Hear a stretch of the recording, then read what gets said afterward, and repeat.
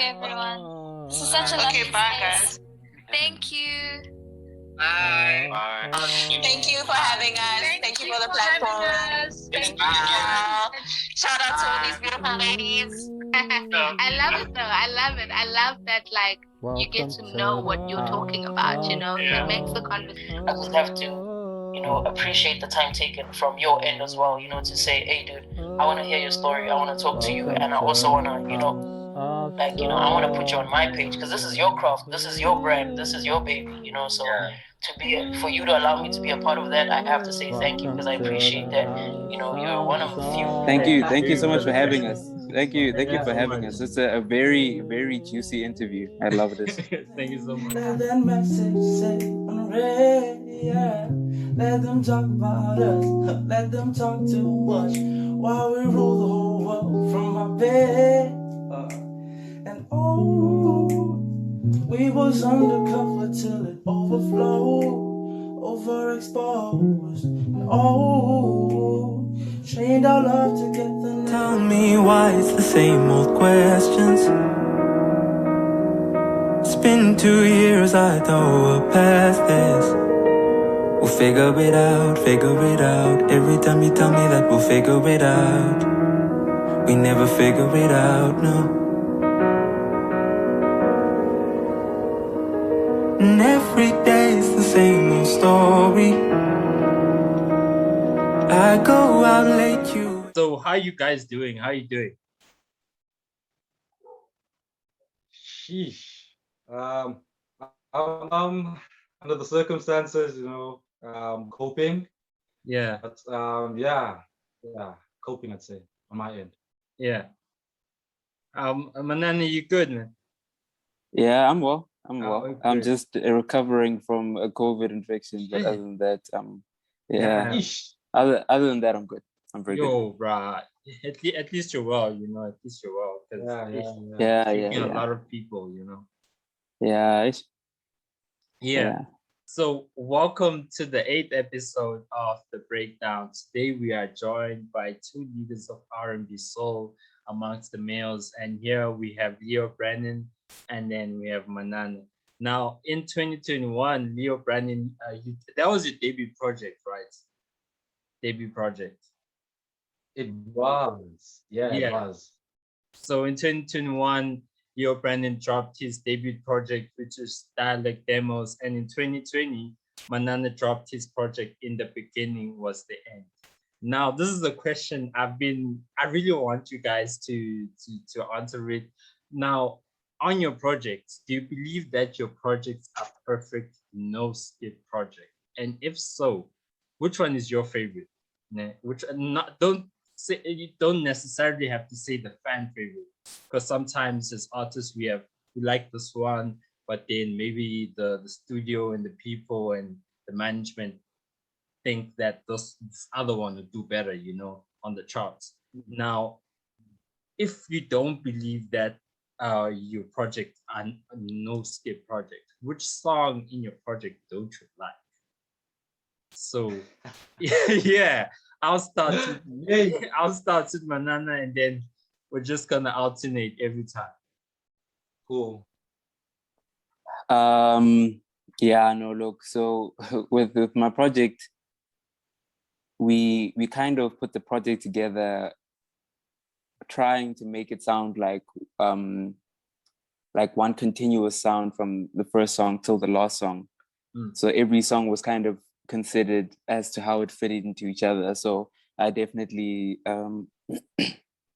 I don't think there are any skips, only because the project was done in that way. Like we purposefully made sure that from song 1 to the 7th song, they kind of go into each other, and the story that we're trying to tell, if you take one song away, isn't the same anymore. So yeah, I think it's a strong, if I do say so myself, it's a strong project. Yeah. From the first till the last song. And then my favorite song would probably be If You're Here, There's Nowhere I Need to Go. Yeah. Sure. Yeah. And then Leo, what do you say about your project?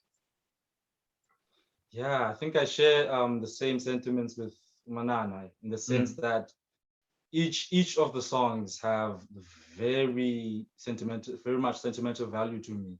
Yeah. So each one of them has very deep storyline.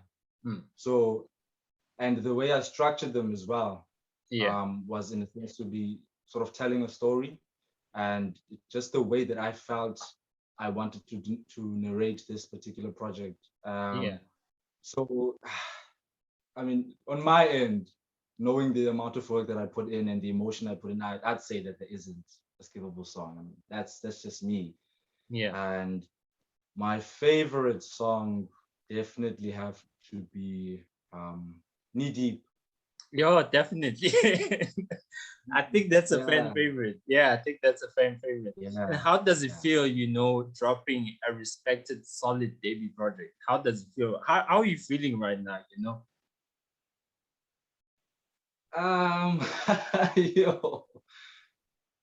Yo, how does it feel? It's humbling. I don't take for granted the fact that I'm very fortunate in that people managed to get the sound, and that people are listening to the music and appreciating it, because not a lot of people have that sort of space. Yeah. But also I realized that I worked hard. I worked hard on those songs, and so not really surprised, but I mean it's very humbling. Yeah. And Manana, one of my favorite songs from your project is Manana. But I have a problem, dude. It's too short. What is 1 minute? Like, it's too short. Like, it's it starts off slow, na, na, na, na, na, na, na, and then just builds up and builds up and builds up, and like I feel like it's shorting 2 minutes at least. Just 2 minutes to make it 3. Yeah, like, and what's funny is that was the last song to make the project actually, and it wasn't like initially. I mean, I pushed to get it on the project, but we weren't so sure about the song actually, and it turns out a lot of people feel the same way, that it was just an interlude actually into the last song. So I'm thinking maybe we need to complete it and do some kind of extended version. Yeah, definitely. Maybe in the next project, because I mean, wow, I feel like it's that song, it's not wasted, but like it's so much more potential. You can even feature somebody on it, like, oh, wow, it's an amazing song. Now I don't know about you guys, but I grew up the environment that we're in, with a stereotype that guys who make R&B, who sing, are weak, feminine, and they're soft losers, you can say. And mostly like hip hop, is glamorized. You're the cool guy, you get all the girls and all that shit. Now, I don't know about you guys, but that's how I grew up. Now, did you guys grow up like that? Did anybody ever say this to you? Is it a thing, or maybe it's just where I'm from? And how did you push through all that? Let's start with Leo this time. Yo, man, that stigma hit me too. I think especially in high school. Yeah. There used to be these talent shows, almost, and then I'd partake in almost every one of them, bro. And I was singing, and I was listening to a lot of Daniel Caesar, The Weeknd, so I was singing these R&B songs, and these guys were like, man, why don't you just join the choir or something, like be part of the ladies? Yeah, I'm like, guys, but fortunately when I left high school, I'm currently studying at NMU, doing music. So I was fortunate enough to have like-minded people around me. Yeah. So it sort of faded after high school. Yeah. And Manana, did you?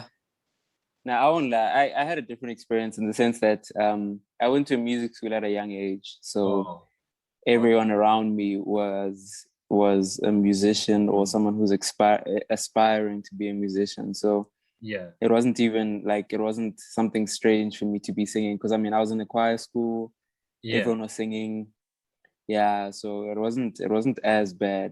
And I mean, it's funny because even at the choir school, we had quite a lot of, you know, outstanding sportsmen and sportswomen. I mean, no, actually, sportsmen, it's a boys' school. So yeah, like it wasn't a stereotype that we were familiar with actually. And by the time I got to high school in Cape Town, being cool wasn't even like a thing, you know. Yeah. No one really cared as much. So yeah, it wasn't, yeah, not so much for me. Yeah, luckily. and another thing is that they say that most R&B singers, you know, they started off singing, you know, as a way to attract women, as a way to get the ladies, you know. It's okay, this rap, you know, they think you're cool, but then when you start singing, hey, the girls start, you know, they get the butterflies inside, and some of them they use it to get laid. So, did you guys start like that? Have you ever used your singing talent to get to a heart or get somewhere else, you know? I won't lie. Like for me, it was never a thing. Hey, I don't know. Maybe I don't know. Like I guess I've never really considered. One thing I will say is that we've known, like as me and a few friends of mine, we've always known the power of music. We call it the power of music. So I don't know. I don't know if if it's ever been a thing. I just think like when it comes to courting people, it's not actually that complicated, man. You don't even need to be able to sing and stuff these days. You just need to be smooth and, you know, and smell good, be dressed well, you know, simple things. Yeah. So I've never really used music, but I've always known the power because, you know, with great power comes great responsibility. So yeah. Yeah, that's a nice way of saying it. Yeah. And Leo, have you? I'm guilty. I'm guilty on my end.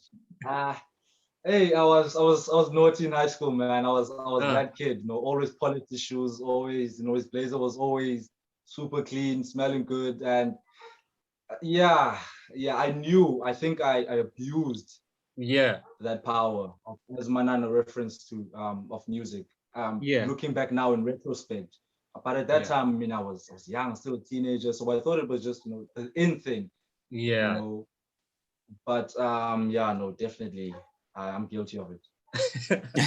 Now, Manana, I wanted to ask, like Sunday morning, who does it belong to, and is it a paid feature? You know, because it's on. Maybe I might be wrong, but it's on your project and on Ruby's project. You know. Yeah. So it's actually a joint. It's both our song because we wrote it at a camp. Came out last year, so it was beginning of last year. I think we were at a writing camp. Yeah, it's both our song because we were doing this writing camp for both our projects. Yeah. And this song came from that, and essentially we just decided to put it on both our projects and release it together. Yeah. And we're family, so we don't really pay each other to work together. Like we're still working together now on each other's projects, like our upcoming stuff. Yeah, man, and she's family, so yeah, no, we don't really do paid features like that. So you've known her for a long time? Well, I've known her since I moved to Joburg. That was about 4 years ago now, so I've known her for about 4 years. Yeah. So well, that's actually great to hear, because like it was kind of confusing, you know, in the beginning, you know, but we're at the end right now. Yeah. I see what you did there.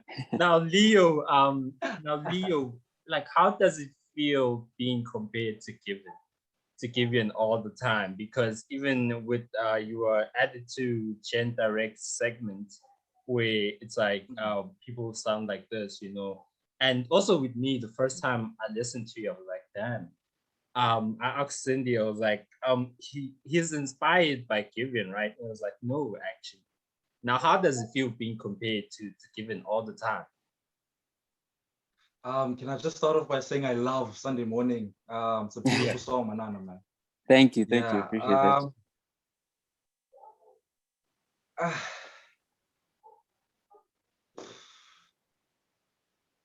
I do take it as a compliment, but I think what I want people to take out of that thing is that I'm not trying to sound like Giveon, or because I was only exposed to Giveon when last year. Only last year, and I've been singing this way because I was singing baritone back in high school already. So, and I think there definitely is similarities in our voice tones, but his is much richer and fuller. But I definitely take it as a compliment, but I just don't want people to think that I'm trying to imitate Giveon. I don't want to create that impression. Yeah. And also, I actually kind of have a complaint with R&B artists in general, but mostly with the males, like currently I think that with some of our artists, like I'm also an artist, so I'm also involved, like I feel like we lack an image, a certain image, an internet presence, and also a certain style that associates with a person, like for example, let me use people that I feel are really doing it right. You see Fila La, right? With Fila, you go through her page and you see the type of look, you see the afros, you see she's like, that 1980s, that classical person, all her photo sets and all that shit like that, and all her PR and stuff. You kind of see the image that she's going for, who she is as a person. Now, I feel like with a lot of R&B artists, especially with the males, they really don't know that much about them. So do you guys, like, first of all, what's your image?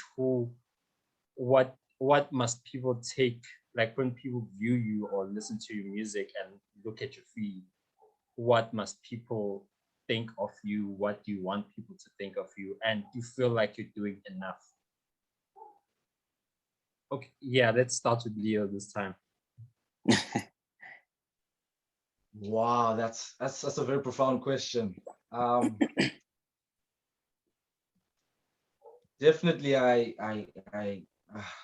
can admit to the fact that myself, when it comes to internet presence, I'm almost like a ghost because I'm reserved naturally. That's just my personality, and as an artist, we evolve. So I'm still trying to find myself as well.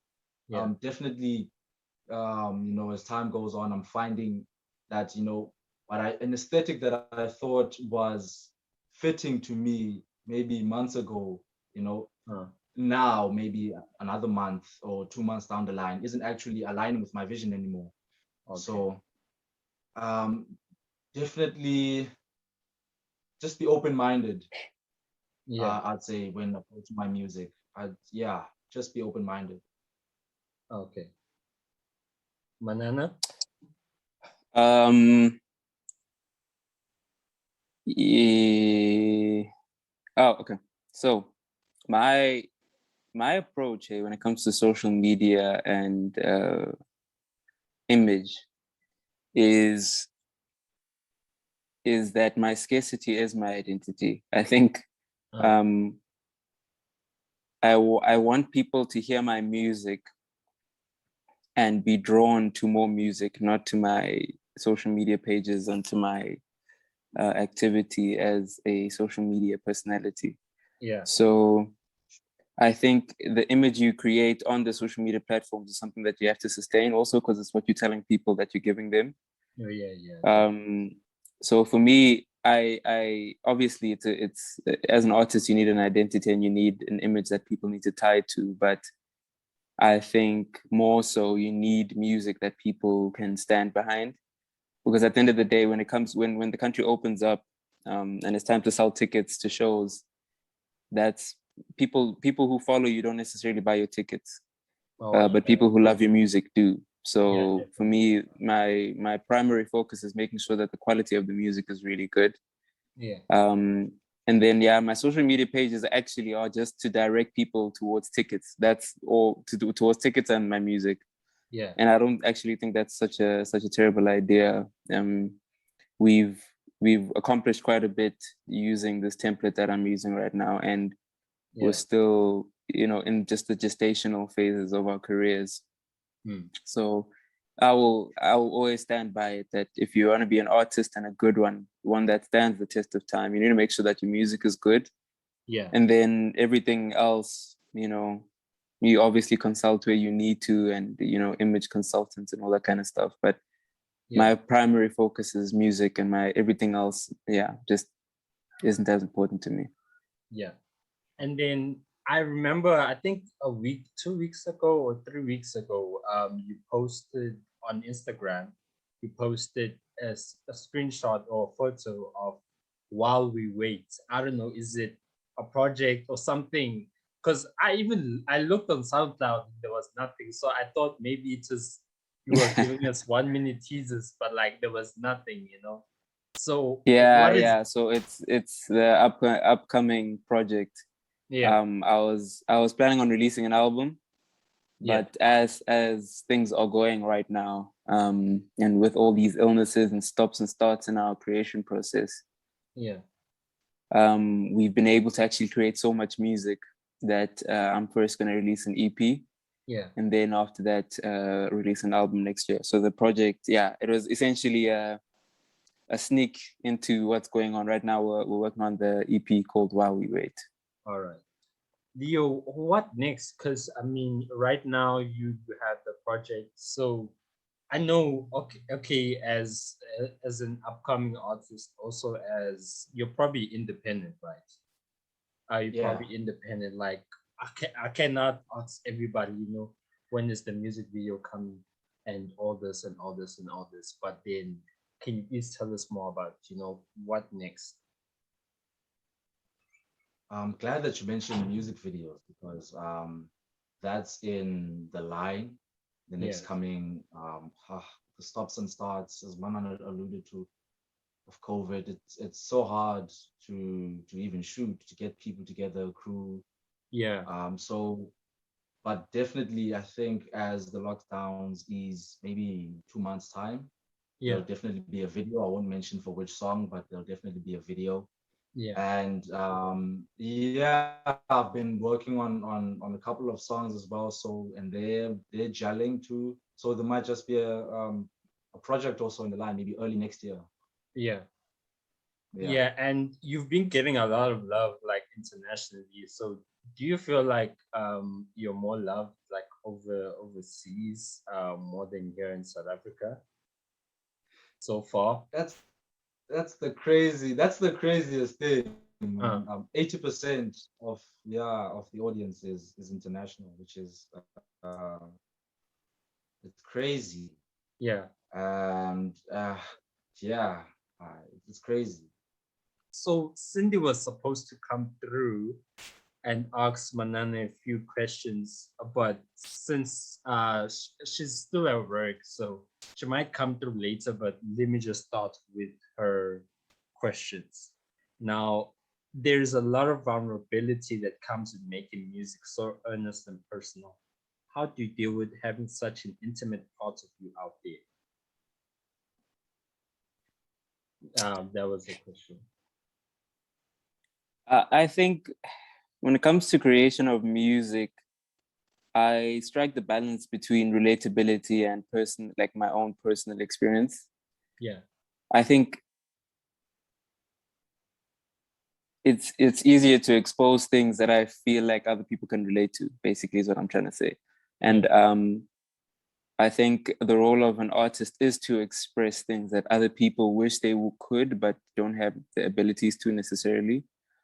So I feel as though it's our job actually as artists to express our vulnerable side, because a lot of people feel the same way, or maybe don't, and need insight as to how it feels to be who you are. So I actually don't think I don't find it that difficult at all, actually, simply because I think it's the job of an artist to express the emotions of the time, basically.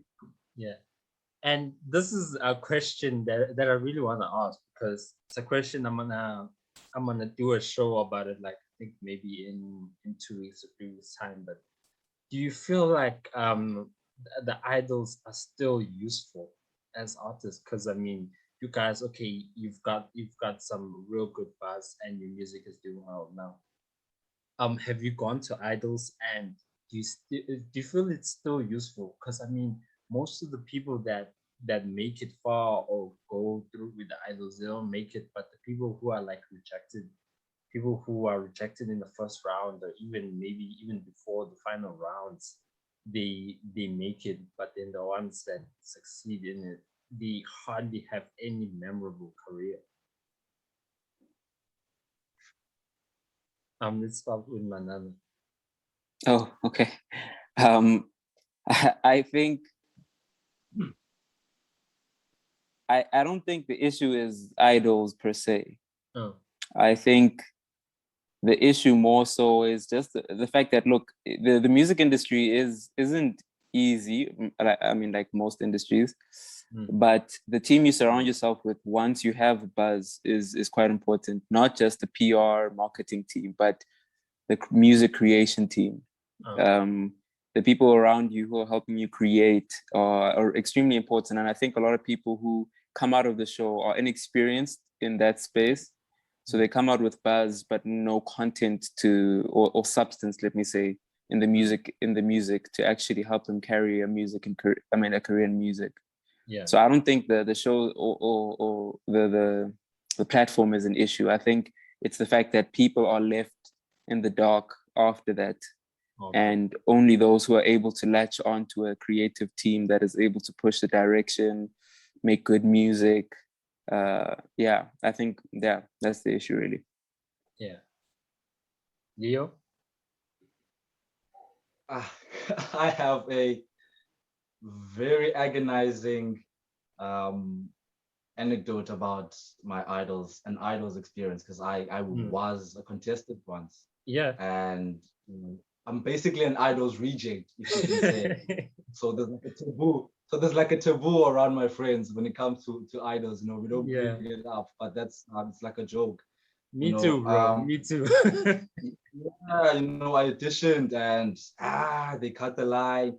But in terms of is it useful or not anymore, I know a lot of people who have gone on to do huge things. The twins. Oh yeah. I mean, Shekinah, Amanda Black. There are so many people. So the platform has jump-started so many careers and is going to jumpstart more. And so in terms of its usefulness, I definitely would say it is. But yeah, I think as Manana said again, it comes with the experience and the content. It's like, boom, I've won idols, I'm here now, but there's nothing to back it all up. There's nothing to continue that momentum. And the industry is just it's cold, man. Yeah. It's cold. It's very, very cold. Yeah. Now, like last year, like the last 3 years, like R&B has really boomed in the country. It has boomed. Like I remember I used to have to search really hard, like to find South African R&B artists, and like it was like difficult. Like for years I had Teleman, I had Lasty, I had Rolene, I had who else? Like I had Tandem G. I had very limited options, and then over the last few years, 2 years, boom, everybody's coming through. And the thing is, the people I feel like the people who are there's more women than guys. I've noticed and I've seen is that there's more women than guys. And I think last week when I was talking to Jay and Naye the other time, it's like, okay, the women support each other a lot. I think that's one of the factors why I feel like at the current they're like leading the race, even though it's not a competition, but like in terms of the women and the guys, I feel like you guys maybe perhaps you don't support each other that much. Do you feel like it's maybe egos maybe at play, or what is going on? What can the guys do to progress their music and make it as big, as the females? And also the numbers are really small, there's not a lot of guys doing it. So yeah. Whoever wants to speak first. Leo, go ahead. Should I? Yeah. Huh? I think it goes back to that earlier thing that you brought up about image and social media presence. Yeah. I know that Abotando have TikTok even. So, they're branching out, they're letting people know, they're almost shouting it out. So it's hard to ignore them. And they make themselves available to a lot more people. So the audience is far more reached because a lot of people know that, okay, she's on TikTok, she's here, let me check out her music. And as for guys like myself who are, I don't want to say shy, man, but who just prefer to let the music speak for itself, it's hard for people to say, oh, listen, man, have you heard of Brendan? He's on this app or on that app. They have to physically go on to Spotify and hunt for me, as opposed to maybe female artists who are more on the side of marketing themselves. They're very good at marketing themselves. Let's say female R&B artists. So I think that's probably why the tipping scale is that much, on the sense that they are very, very good at marketing themselves. Yeah. Manana, what do you think? Yeah, I think it is a thing of marketability. Yeah. I wanna watch my words here. Let me say that. I think it's marketability. Yeah. I don't know if it's if female artists support each other more. Okay. I'm not sure about that. But I think let me say it like this. I think there's a lot more backing because I think a lot more female artists are better marketable. Oh yeah, okay. But I'm not sure. I'm not sure if it's I don't know. I'm not sure. All right. So I think we have like 7 minutes left. So quick 1 minute plug of yourselves. Like, what are you doing right now? Any shows, projects, and let's say 2 minutes. Yeah. So on my end, I've got music videos lined up, and I'm working on new music as well. And I've got a one-man show that I'm planning coming up also, but the dates are yet to be confirmed. COVID restrictions, I'm willing. And man, more music hopefully. And Manana? Same. I'm working on my sophomore EP called While We Wait. That's it at the final stages, so hopefully I'll be able to release in October. And then I'm just writing on other artist projects, a few other artists that I'm working with right now. So that's what I'm up to right now. Oh yeah. And also congratulations on the Grammy, because I remember like some months ago you Thank you. Grammy, you wrote to somebody, a big artist, bigger. For Burna Boy, Oh damn.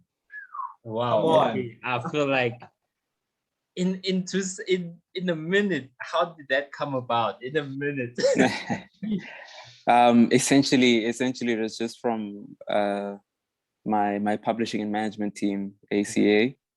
A few years back, we Sauti Sol, one of my favorite artists from Kenya, came down and they were working on the album. And essentially the song for the Burna Boy album came from the 2 weeks that I spent with him. We wrote a few songs together. And the song that made his album was one of those songs. That's essentially how it ended up happening. Wow. Thank you guys so much. This was I think this is one of my favorites, one of my favorite episodes. Thank you so much, guys, for the episodes, and keep soaring and keep flying the flag high and keep doing it for the guys, man. I mean, thank you so much for having us. Thank you for so having much. us. It's a very, very juicy interview. I love this. Thank you so much. So this is so it's the 8th episode of the breakdown, the Brothers of Soul, Leo Brenin and Manana, and we're out.